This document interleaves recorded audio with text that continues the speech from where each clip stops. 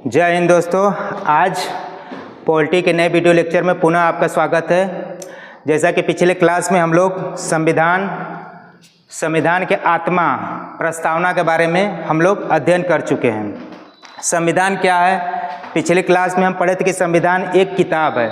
हम आपको बताना चाहिए कि संविधान विश्व का सबसे बड़ा लिखित संविधान है। अब इतने बड़े संविधान को अध्ययन करना सुविधाजनक तरीके से हम इसका ठीक ढंग से अध्ययन कर सके, दूसरे को समझा सके, इसलिए संविधान को कई भागों में बांटा गया है। कई भाग मतलब 22 भागों में बांटा गया है।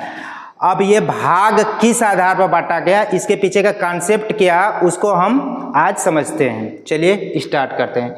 देखिए, पूरे संविधान जो किताब है, किताब को छोटे छोटे पॉइंट्स के रूप में वर्णित किया गया। ठीक वैसे जैसे हम कोई किताब पढ़ने जाते हैं, नया कोई चैप्टर होता है तो हमको समझ में नहीं आता है कि इसको कैसे पढ़ें, तो अपनी सुविधा की दृष्टि से हम लोग क्या करते हैं, उसको पॉइंट वाइज एक नोट्स टाइप का बना लेते हैं, जिससे हम उसको आसानी से समझ सके, दूसरों को समझा सके।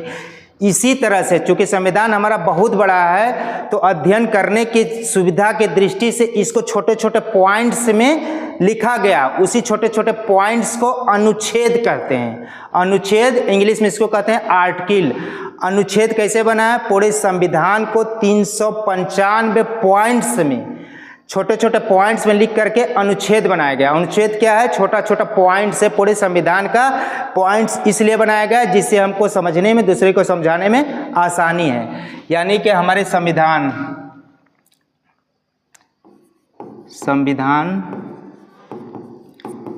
में कुल कितने अनुच्छेद है? 395 अनुच्छेद है।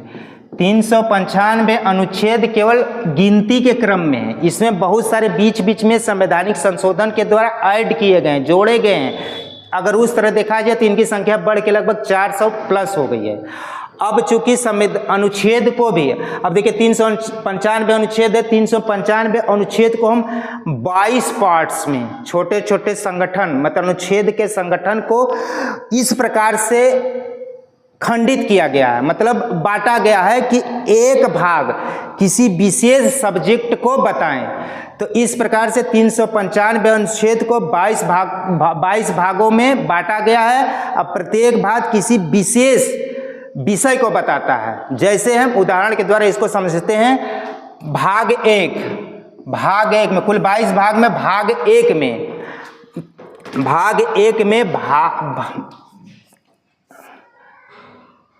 संघ एवं राज्य क्षेत्र के बारे में बताया गया। भाग एक में क्या बताया? संघ एवं उसके राज्य क्षेत्र के बारे में बताया गया। यह भाग एक को 4 अनुच्छेद के द्वारा बांटा गया। 4 अनुच्छेद इसी से संबंधित होंगे, संघ और राज्य क्षेत्र से संबंधित होंगे।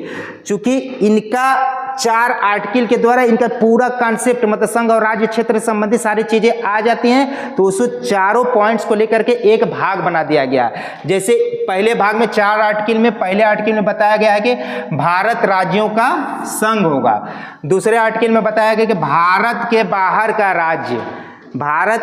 का राज्य या अन्य किसी दूसरे देश का प्रदेश भारत में किस विधि से सम्मिलित होगा।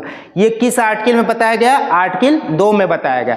जैसे अगर हम भारत के बाहर पाकिस्तान ऑक्युपाइड कश्मीर POK जो कभी हमारे देश का हिस्सा हुआ करता था, लेकिन स्वतंत्रता के समय पाकिस्तान हमारे पार्ट्स को अपने कब्जे में ले लिया, तो अगर उसको हमको अपने क्षेत्र में मिलाना हो तो किस आर्टिकल का उपयोग करते हुए मिलाएंगे? आर्टिकल 2 का यूज करते हुए हम भारत के बाहर का क्षेत्र यानी POK को अपने क्षेत्र में मिलाएंगे। अब आर्टिकल 3 में क्या कहा गया? आर्टिकल 3 में कहा गया कि भारत के अंदर के राज्य का नाम में परिवर्तन करना हो, सीमा में परिवर्तन करना, उसके क्षेत्र में परिवर्तन करना हो, तो उसको आर्टिकल 3 के अंतर्गत हम रखेंगे। जैसे 2 जून 2014 को तेलंगाना आंध्र प्रदेश से अलग हुआ है। किस आर्टिकल के तहत? आर्टिकल 3 के तहत।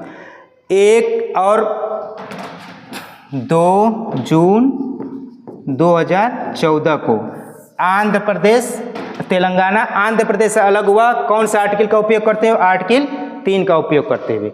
इसी प्रकार से थोड़ा पहले जाएंगे, सन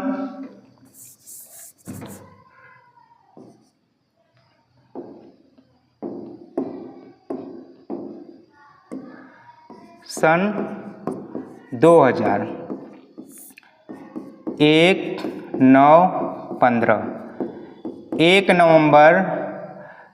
नवंबर 2000 को छत्तीसगढ़ मध्य प्रदेश से अलग हुआ था। इसी प्रकार से 9 नवंबर 2000 को उत्तराखंड उत्तर प्रदेश से अलग हुआ था। इसी प्रकार से 15 नवंबर 2000 को झारखंड बिहार से अलग होकर के एक नए राज्य बने थे। ये किस आर्टिकल के तहत हुआ था? आर्टिकल 3 के अंतर्गत, क्योंकि आर्टिकल 3 में कहा गया कि भारत के अंदर के राज्य के नाम में परिवर्तन कर सकते हैं, सीमा में परिवर्तन कर सकते हैं, क्षेत्र में परिवर्तन कर सकते हैं। और आर्टिकल 4 में क्या कहा गया है कि आर्टिकल 2 और 3 का प्रावधान कैसे लागू होंगे, केवल इसी के बारे में बताया गया है। हमको यहाँ अनुच्छेद बताने का ये वीडियो लेक्चर नहीं है, लेकिन हम ये बता रहे हैं कि भाग 1 में केवल संघ और उसके राज्य क्षेत्र के बारे में बताया गया है 4 आर्टिकल का उपयोग करते हुए। तो हम इसके पहले बताया था कि आर्टिकल को छोटे छोटे आर्टिकल का एक टुकड़ा बना करके उसका भाग बनाया गया। इस प्रकार से बनाया गया कि एक भाग किसी विशेष विषय को ही बताए। तो भाग 1 केवल संघ और उससे राज्य क्षेत्र से संबंधित विषय के बारे में ही बताता है। और उसके बाद अगर भाग 2 में जाएंगे तो भाग 2 में टोटल नागरिकता के बारे में बताया गया।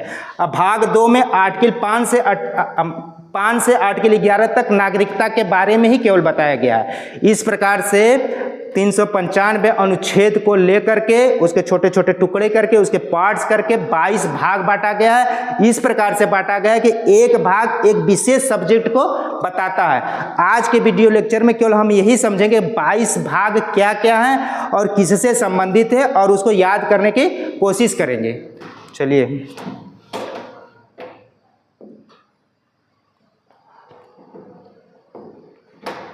जैसे देखिए भाग 1 में अभी बताएं संघ और राज्य क्षेत्र के बारे में वर्णन किया गया। कितने अनुच्छेद का उपयोग करके? अनुच्छेद 1 से 4, यानी इसमें टोटल 4 अनुच्छेद यूज कर करके पहले भाग में कितने अनुच्छेद यूज हुए हैं? 4 अनुच्छेद प्रयोग में लाए गए हैं। और वो केवल किसके बारे में बताते हैं? संघ एवं उसके राज्य क्षेत्र के बारे में। भाग 2 में किसकी बात किया गया? भाग 2 में नागरिकता की बात किया गया है, अनुच्छेद 5 से लेकर के अनुच्छेद 11 के बीच में। इसी प्रकार से भाग 3 में मौलिक अधिकार के बारे में बात किया गया। मौलिक अधिकार कहां से कहां तक आर्टिकल है? अनुच्छेद 12 से लेकर अनुच्छेद 35 तक के बारे में बात किया गया। फिर भाग 4 में नीति निर्देशक तत्व के बारे में बात किया गया है।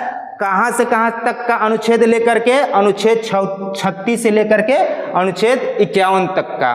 फिर बाद में 42वें संविधान संशोधन 1976 के द्वारा हमारे संविधान में मूल कर्तव्य जोड़ा गया था। तो मूल कर्तव्य जोड़ा गया था, तो उसको भाग 4 कम है, चूंकि बाद में आया इसलिए थोड़ा सा इसको इसी के अंतर्गत भाग 4 का लिख के मूल कर्तव्य जोड़ दिया गया। इसका अनुच्छेद 51(1) में वर्णन है। इसके बाद भाग 5 में किसकी बात किया गया? संघ की बात किया गया। संघ की पूरी बात कितने अनुच्छेद में बताया गया? अनुच्छेद 52 से 151 के बीच में। इसी प्रकार भाग 6 में किसका बात किया गया? राज्य के बारे में बात किया गया। राज्य के बारे में कौन कौन से अनुच्छेद का प्रयोग किया गया? अनुच्छेद 152 से लेकर के अनुच्छेद 237। भाग 7 को 7वें संविधान संशोधन 1956 के द्वारा निरसित कर दिया गया, मतलब खत्म कर दिया गया। उसके बाद भाग 8 में संघ राज्य क्षेत्र के बारे में बताया गया। कौन सा अनुच्छेद? चलिए फिर से रिवाइज करते हैं। भाग 1 में किसकी बात किया गया? संघ एवं राज्य क्षेत्र के बारे में, अनुच्छेद 1 से लेकर के 4 तक। भाग 2 में नागरिकता की बात की गई, अनुच्छेद 5 से लेकर के अनुच्छेद 11 तक। भाग 3 में मौलिक अधिकार की बात की गई, अनुच्छेद 12 से लेकर के 35 तक। भाग 4 में नीति निर्देशक तत्व की बात की गई, अनुच्छेद 36 से लेकर के 51 तक। भाग 4 क में मौलिक कर्तव्य की बात की गई, केवल एक आर्टिकल 51(a) या 51 क। फिर भाग 5 में संघ के बारे में बताया गया। संघ के बारे में मतलब केंद्र के बारे में, केंद्र के गतिविधियों के बारे में भाग 5 के बारे में बताया गया। कौन कौन से अनुच्छेद का उपयोग करते हैं? 52 से लेकर के 151 तक का अनुच्छेद का प्रयोग करते हुए। उसके बाद भाग 7 को संवैधानिक उसके बाद भाग 6 में राज्य के बारे में बात किया गया, अनुच्छेद 151 से लेकर के 200 237 तक। फिर भाग 7 को 7वें संविधान संशोधन के द्वारा अलग कर दिया गया।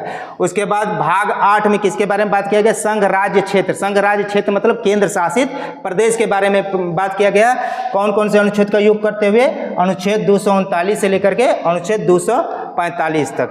इसके बाद ये इंपॉर्टेंट है थोड़ा सा, भाग 9 में पंचायतों के मतलब ग्राम शासन की सबसे छोटी इकाई पंचायत के बारे में बात किया गया है। किस आर्टिकल में, किस भाग में? पहले बात, किस भाग में? भाग 9 में। आर्टिकल कितने यूज हुए हैं? टोटल 16 आर्टिकल यूज हुए हैं। देखिए, एक 243, फिर 243 ए से लेकर के 243 ए से लेकर के 243 ओ तक, ये हो गए टोटल 15 प्लस एक आर्टिकल 243 प्लस 1 बराबर 16, कुल टोटल। इसी को अगर हिंदी में लिखना चाहे तो 243 क से 243 ड़। कहीं कहीं किताब में इंग्लिश में लिखा रहता तो इंग्लिश में लिखा रहेगा तो लिखेगा 243 ए से लेकर के 243 ओ, या हिंदी में लिखा रहेगा तो 243 क से लेकर के 243 ड़। इनकी अगर टोटल संख्या देखें तो ये होती है टोटल 16। यानी कि पंचायतों के बारे में भाग 9 में 16 आर्टिकल का यूज करते हुए बताया गया है। फिर 9A में नगर पालिकाएं, नगर पालिका का चुनाव कैसे होता है, पार्षद का चुनाव होता है, परिषद का चुनाव कैसे होता है, मतलब नगरीय चुनाव जो है उनके बारे में कहाँ पर बताया गया है? भाग 9A में कितने आर्टिकल का उपयोग करते हुए? 243 पी से 243 जेड जी तक। देखिए 243 पी, देखिए ओ खत्म हो गया तो स्टार्ट कहाँ से होगा? 243 पी से 243 जेड जी। इसमें टोटल अनुच्छेद यूज हुए हैं 18। इसको काउंट कैसे करेंगे? 243 पी से स्टार्ट करेंगे, फिर जेड तक जाएंगे, जेड के बाद फिर Z A, Z P, Z G, Z C, Z D, Z G तक जाएंगे, तो टोटल होंगे 18। इसको हिंदी में लिखें तो ड़ के बाद क्या आता है? त के बाद य के बाद रिपीट हुआ, य के बाद फिर आ गया य क, य ख, य ग। चूंकि य के बाद र क्यों नहीं गया है? इसलिए कि जेड तक जाने में य तक आ रहा है। ठीक, इसको ध्यान से समझिएगा। कभी कभी कंफ्यूजन होता है कि ये 243 त य छ किस आधार पर लिखा गया, तो इसको कंफ्यूज नहीं होना है। 243 प से पी से लेकर के 243 जेड जी, जेड 243 पी से जाएंगे 243 जेड, फिर 243 जेड ए, फिर जी तक जाएंगे तो टोटल होंगे 18। इसी प्रकार से ड़ यहाँ खत्म हुआ है तो 243 त तक जाएंगे, फिर य पर खत्म होगा तो य के बाद य क, य ख, इस तरह जाएंगे तो टोटल हो जाएंगे 18। इसके बाद सहकारी समितियों के बात में किया जाएगा, मान लीजिए ग्रुपिंग, बहुत सारे मेंबर से ग्रुप बना करके कोऑपरेटिव बैंक की स्थापना किया जाएगा, कोई जन समूह का कार्य किया जाएगा, उसके बारे में सहकारी समितियों के बारे में भाग 9 ब के आर्टिकल 243 जेड एच से लेकर 243 जेड टी के बारे में बात किया गया है। इसमें कुल 13 अनुच्छेद का प्रयोग किया गया है। ठीक, अगर इसको आप हिंदी में लिखेंगे तो 243 य ज से 243 या न, इसमें एकदम कंफ्यूज नहीं होना, कहीं कहीं हिंदी में लिखा रहा है, कहीं कहीं इंग्लिश में लिखा रहता है। तो इसके बाद 9 आर्टिकल की देखिए 60 में फिर से हम लोग पढ़ते हैं। भाग 1 में संघ एवं राज्य क्षेत्र के बारे में बताया गया, इसमें कितने आर्टिकल यूज हुए हैं? 1 से लेकर के 4 तक। भाग 2 में नागरिकता की बात किया गया है, आर्टिकल कितना? 1 से लेकर के 5 से लेकर के 11 तक। फिर भाग 3 में मौलिक अधिकार की बात किया गया, कितने आर्टिकल का उपयोग करते हुए? 12 से लेकर के 35 तक। फिर भाग 4 में नीति निर्देशक तत्व की बात किया गया है, अनुच्छेद 36 से 51 तक। फिर भाग 4 क में मूल कर्तव्य की बात किया गया, केवल एक अनुच्छेद 51 क या 51 ए। फिर भाग 5 में संघ के बारे में बताया गया, किस कौन सा अनुच्छेद का उपयोग करते हुए? 52 से लेकर के 151 तक। फिर राज्य के बारे में बताया गया, 152 से लेकर के 237 तक। फिर संघ राज्य क्षेत्र के बारे में बताया गया है, 239 से लेकर के 242 तक। भाग 7 को 7वें संविधान संशोधन 1956 के द्वारा अलग कर दिया गया है। उसके बाद भाग 9 में पंचायतों के बारे में बात किया गया। पंचायत मतलब ग्राम प्रशासन की सबसे छोटी इकाई, मतलब प्रधानी का चुनाव, बीटीसी का चुनाव, ब्लॉक प्रमुख का चुनाव, उसके बारे में किस भाग में बताया गया? भाग 9 में। कितने आर्टिकल का उपयोग करते हैं? 16 आर्टिकल का उपयोग करते हुए। अब जैसे 243A में पंचायत में वित्तीय व्यवस्था कैसे होगी, पंचायत में शासन कैसे चलाएगा, कुल टोटल 16 पॉइंट्स के द्वारा उसको समझाया गया। इसके बाद भाग 9 में नगर पालिकाएं, नगर पालिका मतलब नगरीय चुनाव कैसे होता है, उसको भाग 9A में बताया गया है। कितने आर्टिकल का उपयोग करते हुए? टोटल 18 आर्टिकल का उपयोग करते हुए। आर्टिकल मतलब अनुच्छेद। भाग 9 में सहकारी समितियों की बात किया गया है, सहकारी समितियों की बात किया गया। भाग 9 में कितने अनुच्छेद का उपयोग करते हुए? टोटल अनुच्छेद 13 का उपयोग करते हुए सहकारी समितियों की बात किया गया। इसको 1-2 बार लगातार लिखेंगे, फिर इसको बार बार करेंगे तो याद हो जाएगा। और खूब अच्छे से याद तभी होगा जब इससे संबंधित ढेर सारे ऑब्जेक्टिव टाइप के क्वेश्चन किया जाएगा, जो कि नेक्स्ट वीडियो लेक्चर में हम कराएंगे।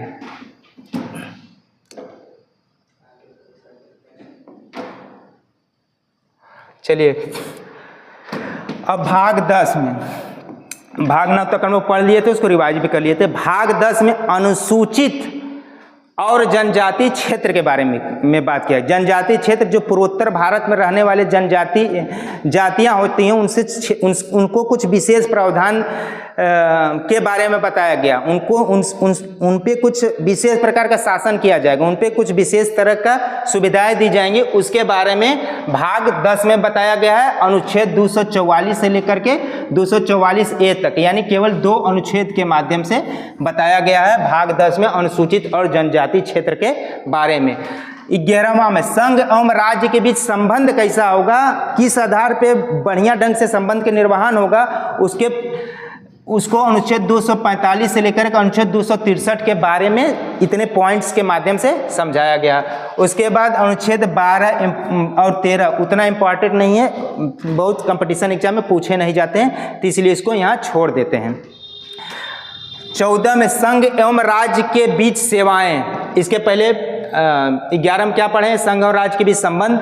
संबंध के बाद अगर याद ना हो तो 12-13 छोड़ने के बाद संबंध सेवाएं। संबंध के बाद सेवाएं। जब संबंध बनेगा तो एक दूसरे को लोग सेवाएं लेंगे, ठीक है। तो पहले संबंध आएगा, फिर उसके बाद सेवाएं होंगे। सेवाएं कितने अनुच्छेद का प्रयोग करते हुए बनाया गया? अनुच्छेद 308 से लेकर के 323 तक। उसके बाद 15 में निर्वाचन के बारे में बात किया गया। हमारे देश में जो विभिन्न प्रकार के निर्वाचन होता है, उसके बारे में भाग 15 में अनुच्छेद 324 से लेकर के 329 तक के बारे में बात किया गया। उसके बाद भाग 16 में कुछ वर्गों के संबंध में विशेष उपबंध के बारे में बात किया गया। जैसे कुछ वर्गों, जैसे ओबीसी वर्ग, अनुसूचित वर्ग, इनको विशेष उपबंध किया गया है। किस भाग में ये बताया गया? भाग 16 में। कौन सा अनुच्छेद का उपयोग करते हुए? अनुच्छेद 330 से लेकर के 342 तक। भाग 17 में राजभाषा की बात की गई है। यह बताया गया कि हमारे भारत की राजभाषा हिंदी होगी तथा लिपि कौन सी होगी? देवनागरी होगी। ये भाग 16 में बताया गया है। भाग 17 में आर्टिकल 343 से लेकर के 351 तक में। भाग 18 में आपात उपबंध की बात किया गया। हमारे संविधान में 3 प्रकार के आपात उपबंध की बात की गई है।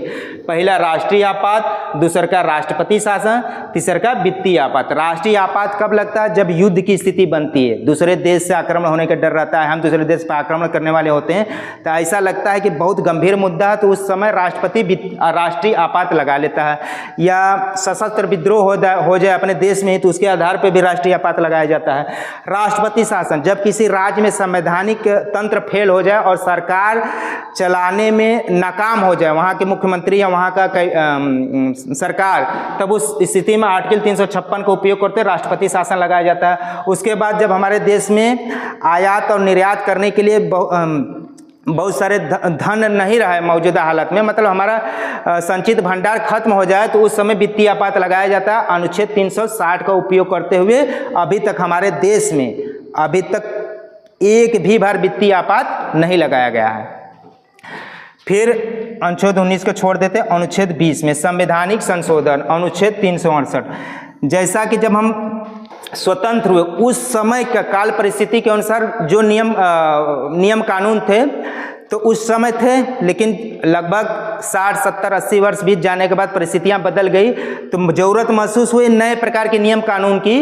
तो इसी के लिए उस टाइम दूरदर्शिता दिखाते हुए भाग 20 में केवल संवैधानिक संशोधन की बात किया गया है, आर्टिकल 368 का उपयोग करते हुए। अब देखिए थोड़ा सा इसको मुश्किल होगा याद करने में, लेकिन 2-3 बार लिखेंगे, इससे जुड़े हुए संबंधित ऑब्जेक्टिव क्वेश्चन करेंगे तो बिल्कुल याद हो जाएगा। हमको पढ़ते पढ़ाते याद हो चुका है, आपको भी याद हो जाएगा। इसके ठीक बाद हम लोग अनुसूचियां पढ़ेंगे। अनुसूचियां पढ़ने के बाद ये भाग से संबंधित और अनुसूची से संबंधित बहुत सारे ऑब्जेक्टिव क्वेश्चन करेंगे, तब जाके ये बढ़िया एकदम ठीक ढंग से याद हो जाएगा। आज के लिए इतना ही, धन्यवाद।